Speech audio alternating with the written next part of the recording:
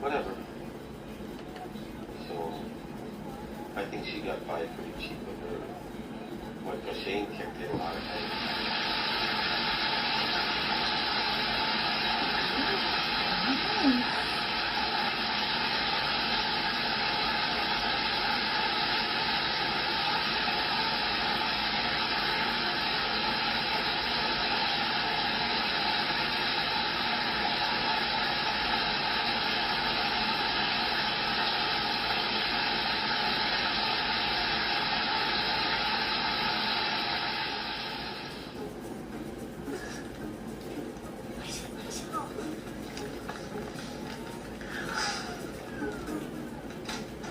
Think she'll be able to play in that tournament? I doubt it. Let me know when the LFTs, BU, and creatinine are back. Okay. And Carter? She's in here alone, so stay close. Okay.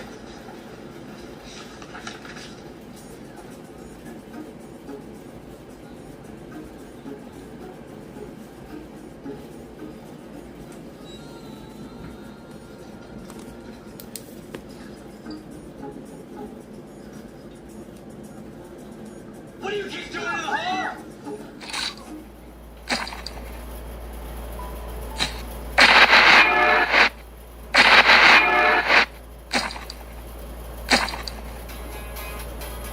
This is a hot flash.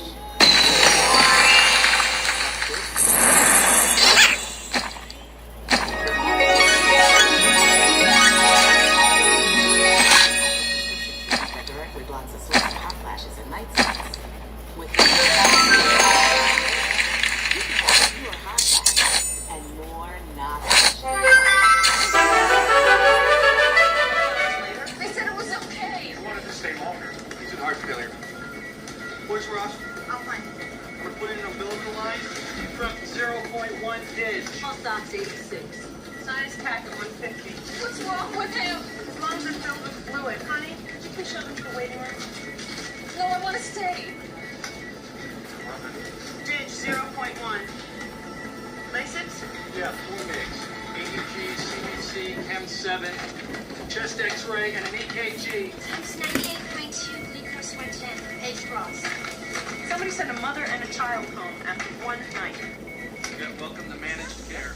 You're on 5 days a week, 5 a.m. until you finish up after 7 p.m. You're on call every third weekend and every third night, which means that every 3 days you will be here from 5 a.m. the first day till at least 7 p.m. the next. When we get to sleep, you don't. You are wedges. I'd hate that Wedge job. is the most primitive tool known to man. That is you. Maybe You know what sleep or you're I'll be a doing? fucking Believe me, bitch. you don't. They just have to throw me in prison. Breakfast with your senior surgical resident, Dr. Benton, will begin in 15 minutes. Dr. Benton is an intern's worst nightmare. He's smarter than you, he never eats, he never sleeps, and he reads every medical journal, no matter how obscure. He is the Antichrist. Beelzebub. Today I can't. I'm sorry. Listen. I can get back to my patients, okay? So, would you come over later? I don't want to come over later. I want to meet your friends, go to dinner. Gotcha. Listen to me. All that is going to happen. Right now, I got to get back to work.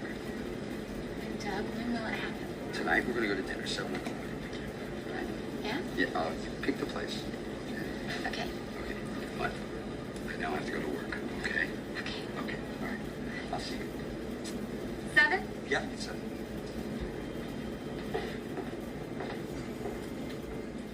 Go to the stream tonight, have a couple of drinks, and strut our respective stuff together. I don't even know your name. Hey, Bobby, what the hell happened? Review the day before, and tomorrow, we do today.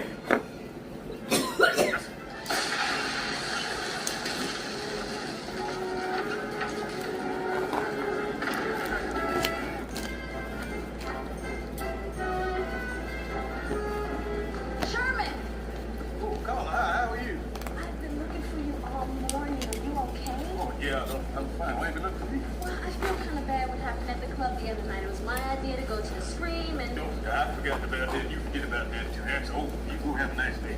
Look, there's something else. I met a friend of yours in your lab, Buddy Love. Buddy Love. Heavy set. I'd weigh myself all the time. I knew I would never be that perfect size. I just have to deal with that. At the age of 24, 5'7" Jasmine has ballooned to 350 pounds.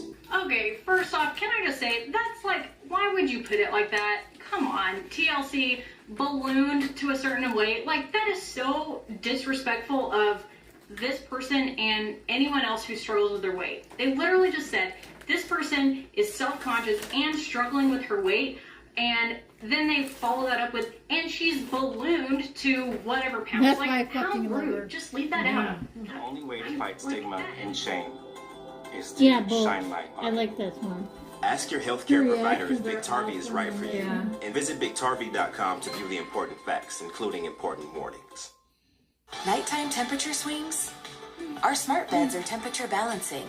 I like one They're of not those too one hot. day. I was calling Matt for about 2.5 to 3 hours trying to wake him up. Did she say 2.5 to 3 hours? How do you sleep that heavy? I was worried that if I fell into the water, no one would find me. Hey y'all, welcome back. I'm Mama Dr. Jones, a board-certified OBGYN and mom to 4, and it's everybody's favorite time of the month, much better than that other time of the month, where we react to a famously entertaining episode of TLC. You get, really happy excitement from one side and just absolute lack of support from the other side. Everybody started messaging me saying, you had a baby, congratulations. I didn't know you were pregnant. I'm like, I didn't know I was either. Looking back on her pregnancy, Yanel tries to piece together when and how she got pregnant.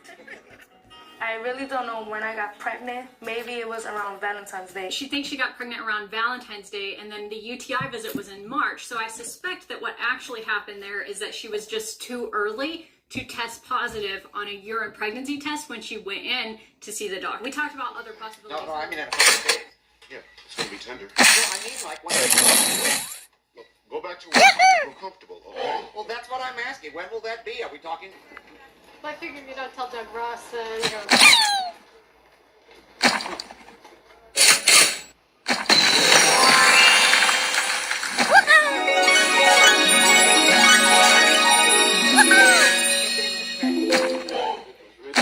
Sorry about that.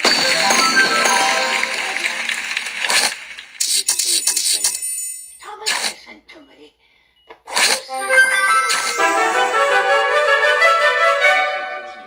If you catch a movie, Music Box has some really fine independents. Sure. Maybe a midnight show at the Village. Have you seen Caligula?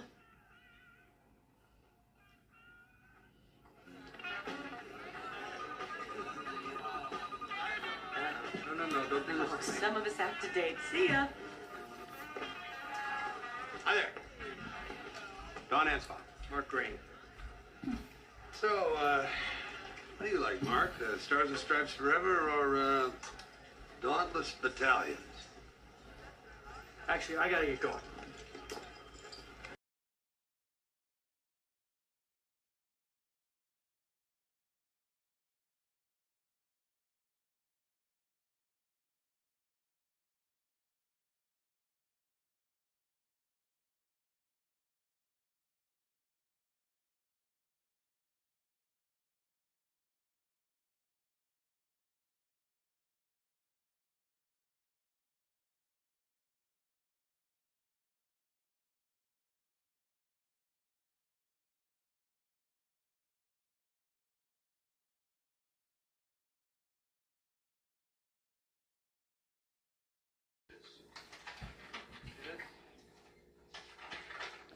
Hi, you guys. I'll be taking a shower. Oh, excuse me, I have gas. I'll be taking a shower soon, in a few seconds for you. But, soon. But, yeah, so that was a breakfast vegetable skillet I was eating earlier. So, yeah, I gotta see my percentage here. Oh, 30%. I think I should hook you up here. What happened?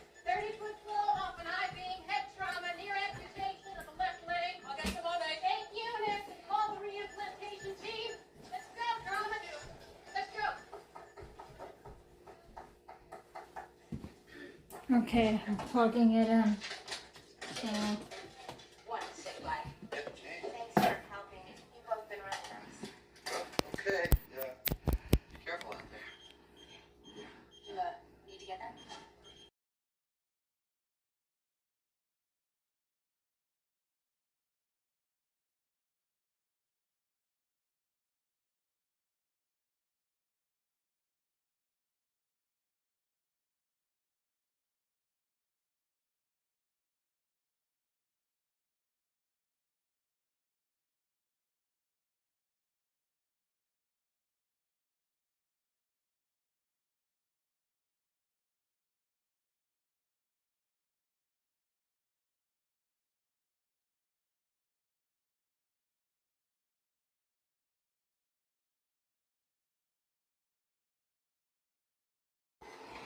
oh, that shower felt good.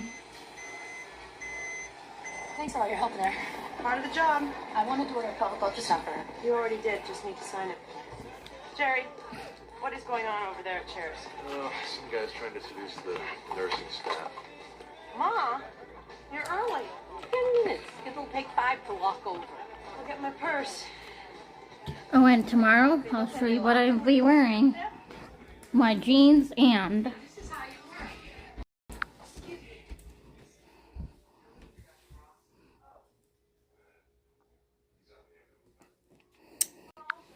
before I can forget, good night, Mom. No scaring me. And your boyfriend Piglet or my boyfriend Eeyore. Just give kisses and hugs and lots of loves to this baby right here. I love her like crazy.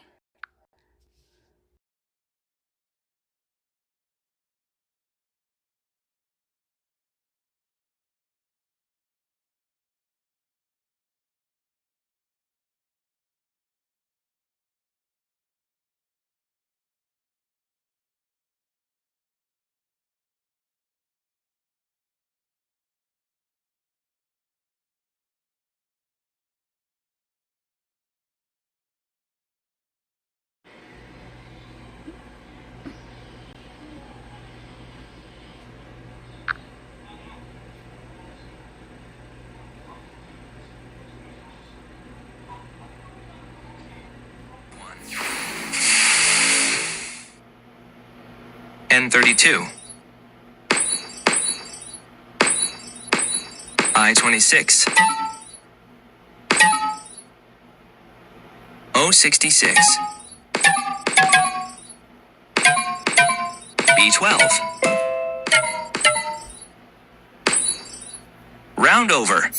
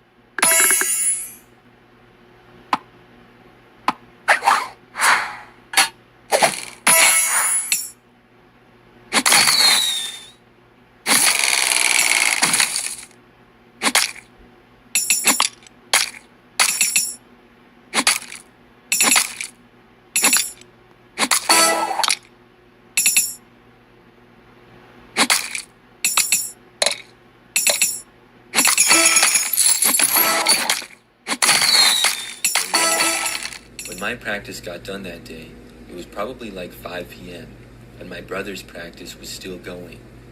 All my teammates left except for one. One of my good friends on the team, Jack, was in a similar situation. His brother was also practicing, We sat around and were talking outside the gym areas for a while. Then we got bored and decided to walk around. School had been done for hours, so at this point, everybody was gone and the place was almost completely empty. We started just talking and walking around random hallways, just kind of wandering around.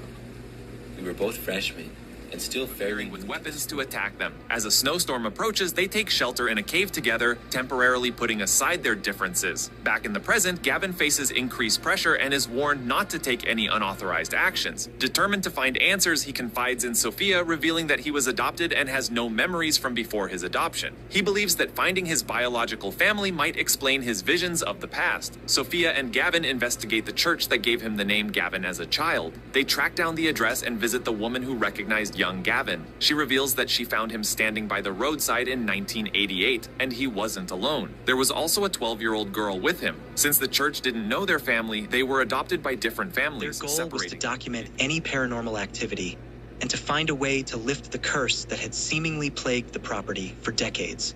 The team set up their equipment and prepared for a long night of investigation. As the sun set, casting long shadows across the decrepit house, the team began their work. Rachel, the medium, immediately sensed a heavy, oppressive presence. She described it as a malevolent force, lingering with a sense of unfinished business. Using her abilities, she tried to communicate with any spirits trapped within the house. Dr. Hale and David focused on uncovering more historical records. They pored over old documents. Alrighty, this is Donkey Nuts. I was laying here and I was like saying, I can't sleep. I am starving. I am starving. I am starving. And so I was starting to even hurt in my head and in my gut. So I was like, I need to get up and eat. So I had a bowl of Cheerios and 2 Ritz crackers. So yeah, I'm back in bed now.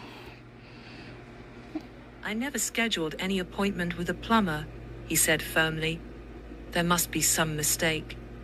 George, now visibly worried, decided to check the bathroom himself. He walked through the house with a determined stride and reached the bathroom door. Edith followed, her anxiety building with every step. When George reached the door, he tried the handle. To his shock, it was locked from the inside.